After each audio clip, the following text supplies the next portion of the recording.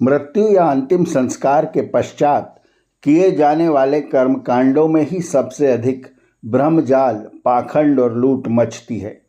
गरुड़ पुराण बाँचने के बाद उसका भय दिखाकर श्राद्ध, तर्पण और पिंडदान कराया जाता है, जबकि वेदानुकूल शास्त्र सम्मत तथ्य यह है कि अंतिम संस्कार के पश्चात कुछ भी करना उचित नहीं। डर यह दिखाया जाता है कि मृत्यु के पश्चात जीव को वैतरणी नदी पार करना पड़ती है और वो गाय की पूंछ पकड़कर ही होती है, इसलिए गोदान करवाया जाता है। गाय वैतरणी तो नहीं, पर पोप जी यानी पंडित जी के घर जरूर बंध जाती है। सत्यार्थ प्रकाश के 11वें समुल्लास में ऋषि दयानंद जाट एवं पंडित जी का दृष्टांत लिखते हैं, जिसमें रोचक तरीके से इस पाखंड को समझाया गया है। आइए पढ़ते हैं। एक जाट था, उसके घर में एक गाय बहुत अच्छी और 20 सेर दूध देने वाली थी। दूध उसका बड़ा स्वादिष्ट होता था, कभी कभी पोप जी के मुख में भी पड़ता था। उसका पुरोहित यही ध्यान कर रहा था कि जब जाट का बुढ़ा बाप मरने लगेगा तब इसी गाय का संकल्प करवा लूँगा। कुछ दिनों में देवयोग से उसके बाप का मरण समय आया।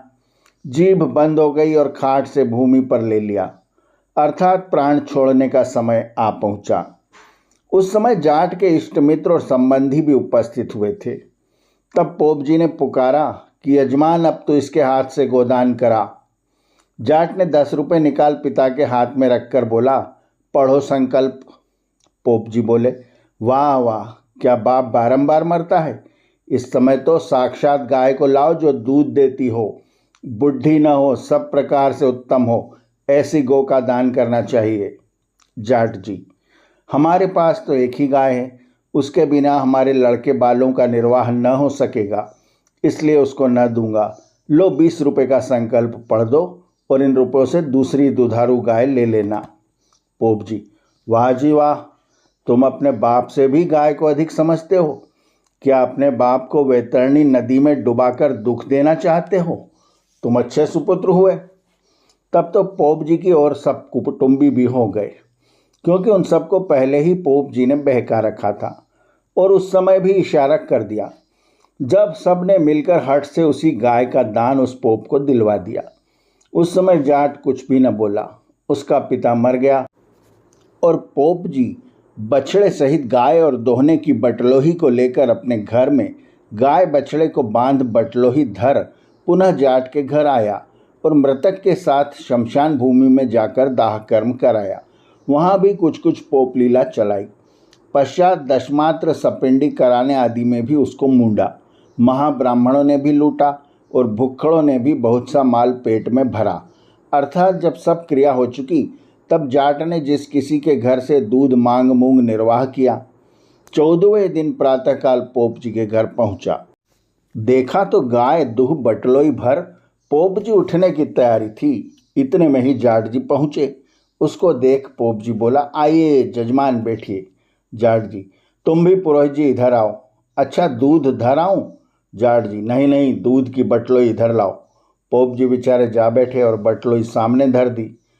जाट जी, तुम बड़े झूठे हो। पोप, क्या झूठ किया? कहो, तुमने गाय किस लिए ली थी? तुम्हारे पिता के वैतरणी नदी तरने के लिए। अच्छा, तो वहाँ वैतरणी के किनारे पर गाय क्यों नहीं पहुँचाई? हम तो तुम्हारे भरोसे पर रहे और तुम अपने घर बांध बैठे।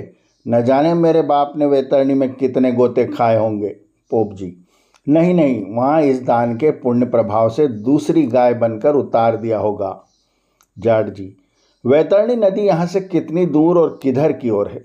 पोप जी, अनुमान से कोई 30 करोड़ कोस दूर है, क्योंकि 49 कोटि योजन पृथ्वी है और दक्षिण नैऋत्य दिशा में वैतरणी नदी है।